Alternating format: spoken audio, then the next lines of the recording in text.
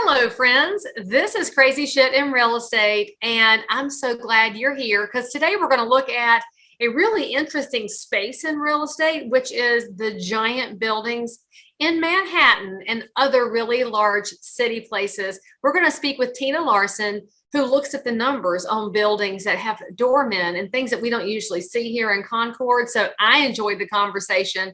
I hope that you will too. So dial in, and I'll see you on the other side. Can you hear me now? You are. Okay. Okay. See, you had your AirPods, and I thought it might have connected to the wrong one. I have these ones. Oh, you sound great. You look great. How are you? I'm good, thank you. You look great too. I like that wall color too. What color do you have on your walls? That it's not seesaw. Is that silver sage? It's gray. It's 570, I think. It looks really nice in that lighting. It's got a little green to it. Ah, nice. I didn't realize that. It is Benjamin Moore, the Architectural Digest for 2019, I think, the color of the year. I mean, all the time has been a mush since COVID started. So, it's basically like last year. I know. We redid our entire apartment. Had to have something to do. I know. So thank you for coming on the show. Thank you so much for having me. So tell my audience a little bit about Tina. Tell us where you're located. Where is this amazing freshly painted apartment? And what do you do in and around real estate? Give us a little bit of history. Okay, so I am Tina Larsson, and I am the co-founder and owner of the Folson Group. We are business consultants for apartment building owners and boards. So we work on helping property managers or property owners or co-op and condo boards increase their property value. And the way that we do that is that we reduce their expenses. The expenses we then reuse in the building to upgrade amenities, install amenities in many cases, and that ultimately, eventually increases property values. So you're in one of the most painful parts of real estate when you're trying to deal with residents and probably occasionally tenants and owners and trying to help them work together for the best interest of a building. And there's always somebody who their retirement busybody job is babysitting the association management and babysitting the co-op board, and they can be the biggest headache on the planet. But we all know that without a really good functioning board and a really good functioning management team, a property can go all to hell and hard to come back from. And then you mentioned the finances too. We've seen embezzlement happen in associations, and we've seen people take the money and run when there's a need for capital improvements. And by the way, listeners and viewers, if you've only ever lived in like a normal house in a normal subdivision, you will have no idea what we're talking about here, because it really is a different space. And the HOA situation with a building is entirely different than the HOA for a neighborhood. Although, to be fair, what they both have in common is the busybody neighbors who just can't wait to serve on that board and boss their neighbors around. So Tina, I'm so curious, how did you wind up in this specific space? Was it a bad experience you had and you said, I got to do this better? Yes and no. So, it was completely by accident. So myself and my husband, who is also my business partner, we come from a long experience for decades in the finance industry. I've been a business analyst analyzing companies for the sole purpose of investing my clients' money. During the financial crisis, we got another maintenance increase, a letter from our board saying that they were increasing the maintenance for 5% again for the 10th year in a row. This is during a time where there's a financial crisis, there's no inflation, and there's no reason for another 5% increase. If you have any kind of common sense and understand how businesses work, that should not be the case. And how sad that we now look back on the good old days of the recession when we did not have runaway inflation. Yes. Ah!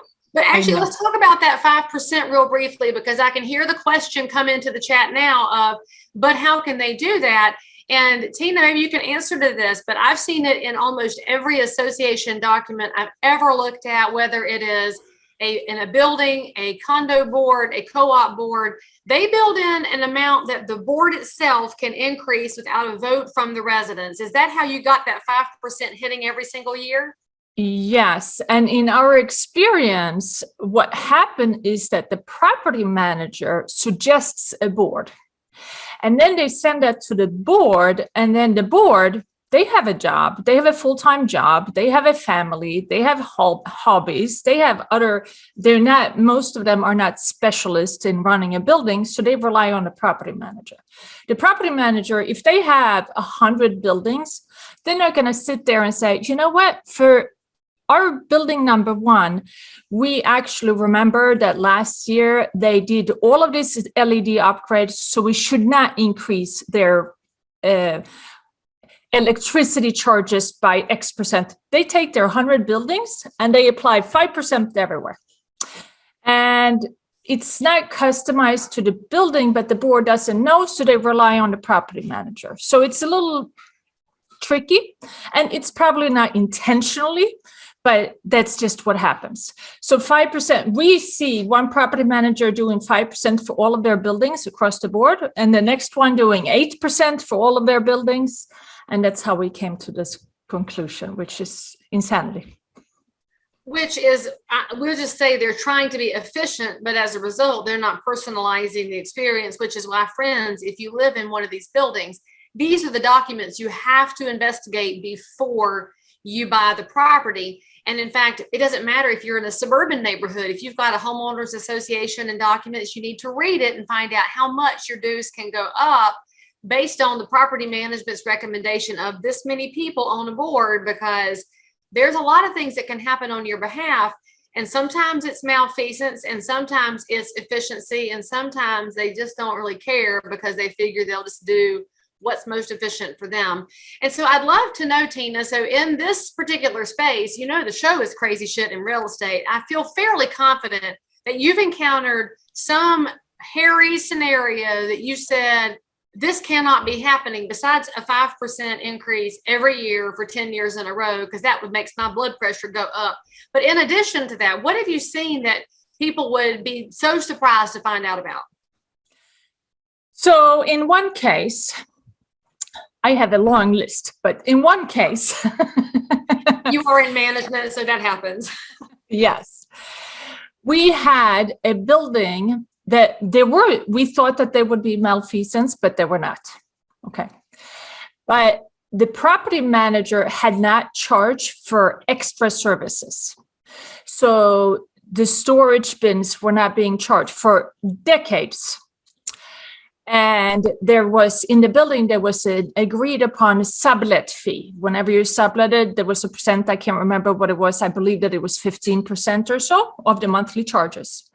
And all of these fees, they added up, and we were able to locate all of them.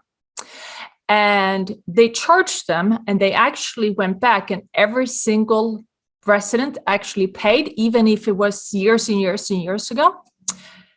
$160,000. Oh my gosh. So what happens if you're a resident and you get that bill? Oh my gosh, is there not a statute of limitations on when they should have been charging it? That's crazy. This episode is sponsored by Follow Up Boss, one of the leading CRMs, client relationship managers for residential real estate. Tons of top producing agents and some of the fastest growing teams out there are using Follow Up Boss to increase lead conversion, eliminate busy work that you're not doing anyway, and frankly, deliver a higher class experience in real estate to everybody who chooses you as their realtor of choice. Follow Up Boss is going to take the names and phone numbers and also help you know what to do next, so you can maintain these relationships with your neighbors, because that's what this is about. Real estate is not about serving just prospects and clients. It's it's about taking great care of your neighbor's needs in real estate. Truly, it's going to change your business when you start paying better attention to people. They don't have to know you use Follow Up Boss, but they'll totally understand that they are being heard by you. And frankly, because you're my people and we made an ask for you, Follow Up Boss said, yes, you get double the free trial. That's actually enough time to log in, put some pieces in it, and watch it change your business as it has for so many realtors and teams nationwide. Again, go to followupboss.com/crazy to start your free trial today. And we did actually not expect them to pay all the way, but they all did. Some of them, they called the property manager and asked if they could be like on a payment plan. So they paid over a period of time, but all of them, I guess, if you have a storage bin and you are aware that you're going to be charged $60 a month, and then all of a sudden you're not charged, I guess you let it ride and you're not going to complain about it.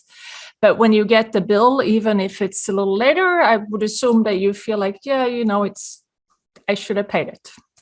So they knew about these charges and they weren't even getting away with it. And then they just got hit with it and paid it anyway. Well, that's kind of a surprising outcome. I'm not going to lie. I kind of figured people would pitch a fit and fight about that because I'd probably want to fight myself. But gosh, that's a lot of money. Yes, but it was among a lot of residents. So it was, yes. So it was close to 50 residents. So it was not like one person got a bill of $160,000. They got a few. The warning shot to all of you who are watching and listening is if you know you have dues you should be paying, you maybe want to find out about it so you don't wind up getting hit all at one time when the management oversight changes. Holy smokes. So how about in co-op buildings? What kind of things do you see in co-op situations? I know that those boards are generally fairly exempt from the protected classes and fair housing because they're selecting a neighbor, which to me just seems kind of wild and crazy that they can pick and choose like that. How is it that co-op boards can select when the rest of the world is supposed to have fair and equal opportunity? I don't understand. Well, it's kind of, it can go both ways. It's like a private organization. So if you have a membership club of some sort, let's say that you have a tennis club and you only want tennis players, then you wouldn't accept anyone who is not a tennis player, or maybe you would. But so it's kind of similar. But it's a private club and they set their own rules. But what we're seeing more and more, so the board doesn't get in trouble because they're required to abide to state laws. They can't discriminate, right? Mm-hmm. And it's the right thing to do. They very have a written policy of this is who we accept and this is who we don't accept. And then as long as they stick to those rules, they shouldn't get in trouble. And most cases that we see, it's really based on their financial situation. Gotcha. So it's not any other area. It's can they afford it, and are they going to be responsible tenants? So in the time that you've been doing this, do you feel like co-op boards are starting to go away and they're being replaced with a more traditional managed approach, or are they the same as they've always been? They're the same as always. So they are the offering documents, which in New York City, most buildings that were converted in the 80s, there was a big conversion boom. And then the condos have either are new builds or have been built since then. But during the 80s, there were a lot of co-ops. So whatever structure it was as part of the bylaws and their offering documents, that's what they have to have. Well, they could change that, but that's complicated. If you buy into a building and it states in the offering documents that you're buying into a minimum of 5 unit board member situation and a 24-hour-a-day doorman, then to change that, it's very difficult because you're going to get 200 people screaming because that's what they bought into, right? And nobody wants that. That's the worst part of any management job is the people who have their own opinions. Okay, so I'm curious, since you are operating in an entirely different space than a lot of my viewers and listeners are, they probably are very intrigued by this. So when you're managing a building with many units in it, do you think the doorman buildings are better or the non-doorman buildings are better in today's environment? Well, I personally think that a doorman could be replaced by virtual doorman. What's a virtual doorman? That's when you have the intercom and you call people up and then you see them on your phone and you can let them in or not let them in if you don't like them, or you can phone screen them or however you want to do it. I think that a lot of buildings could probably, especially overnight, when there's almost no foot traffic, replace a doorman. In New York City, there are unions, so most buildings are union. The staff they're unions, so they can't replace them. They can replace them, but they can't eliminate any positions because it's union, and the union is very strong. I didn't know they were a union, but it makes sense considering New York. Now, how have they managed that with the labor shortage that's happening? And of course, we're recording this in the first quarter of 22, where the labor shortage is all over the country. So how do the unions flex with that when there's maybe nobody to fill the slot? They have been working, all the staff, building staff, they've been working throughout the pandemic, and there's no change. One of our clients in New Jersey, actually, they had their handyman quit, and we had a little bit of trouble finding a new one, but we did find one. And just to go back a little bit about your question before, we're not the property manager. The buildings, they still have a property manager who deals with the day-to-day. Oh, in addition to what you're managing with the association management. Yeah, so they take care of the books and the complaints. We do not deal with books and complaints. We analyze their expenses and their repair projects, the cost of their repair projects, and then we reduce how much they're paying for those. So really, you're just on the outside of the drama looking at it and laughing at it and then figuring out how it affects the numbers. That's correct. That's exactly. Oh, so you've got the easiest side of the whole thing. We think so.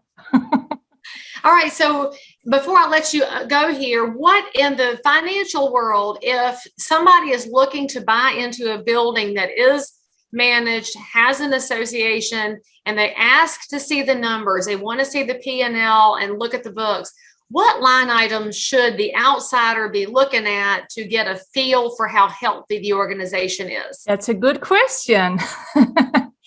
Well, they have to have a little bit of cash on hand. And you, as a real estate agent, have the number of, is that 4 months of expenses, or is it 6 months? And it might vary in your neck of the woods versus New York City. New York is typically 3 to 6 months, so that they don't run out of cash.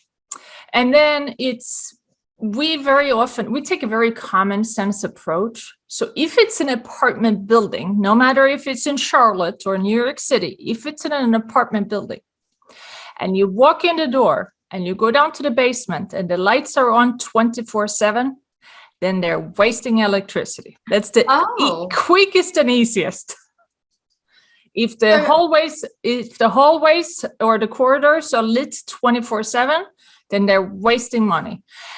Another one is go up to the roof. If the roof is not used, they're wasting valuable property. There should be a garden and it should be used. It's as valuable property as the rest of the building. So when you've seen that rooftop turned into a garden, is that something the residents are doing? Is that something that you lease out to a local restaurant? What are the ways people do that? It's a brilliant way to think about it. It's got good sunshine there. Yes. And maybe even for solar, especially in Charlotte. Exactly. A little more so than in New York. But in New York, it's feasible too. New York, very often, the height limits so there's so many units, they need so much electricity, and the area is so small that they don't have enough room to put sufficient solar to make up for all the electricity that they need. But it's still worth it. It could be supplemental, right? Yes. So we install it in one building where it supplements approximately 25% of the total electricity used for the building. So it's not enough because it's 20 stories tall. If it's a building that's much widespreader with a larger roof, that's maybe like 4 to 6 floors or stories, then it can potentially offset all the electricity needs in the building. Which honestly, that's probably the best way to look at renewable energy, not as a complete replacement for what we have, but as a supplement so that you can start creating some hybrid solutions at lower cost and lower usage of fuels and makes it a win for everybody. So I love that concept. And there you go, friends. Now you've got some good insider information to look at if the lights are on 24/7 or if they look like the grocery store where the case turns on as you're walking down the aisle, because I love those smart lights. And look at the rooftop, in addition to always paying attention to how the numbers work and who is running those. Tina, if somebody is curious about how your organization looks at numbers and how they can reach out to you about the places where they work, how can they find you? So our website is www.thefolsongroup.com. That's TheeFolson group.com. I say that like that because we get Folsom, like the prison, all the time. Folsom Prison Blues. I mean, it's like the great Johnny Cash song. And maybe you should buy that website anyway, just in case. I think it's taken, but it's a good idea. All right, friends, if you learned something, leave Tina a nice comment down here and give a thumbs up on the podcast. But all of her links and information are in the show notes for this episode, which you can access in the link right here and reach out to her to ask additional questions and also to think about how you can approach management of large scale properties in a smarter way. Tina, thank you so much for coming on the show and for giving us some really interesting insights. Thank you so much, Leigh. Thank you for having me. All right, guys, make sure you subscribe for more. Turn on the bell so you don't miss an episode. Give us 5 stars. And most importantly, we'll see you next time. So if you found value in this episode, please like and subscribe to this channel, turn on the bell, and catch another amazing episode by clicking above. Crazy Shit in Real Estate is also available in all of your normal podcast apps. So if that's where you like to hang out, go find me, click subscribe, and most importantly, leave me a review that says you think I'm awesome, my guests are awesome, or this content is just exactly what you were looking for. And then, by the way, if there's something you need, you want to learn about something, you can comment below anytime. You can also send me a direct message if you need to remain anonymous. No judgment. But anyway, I'll only judge if you forget to subscribe and click. I'll see you next time.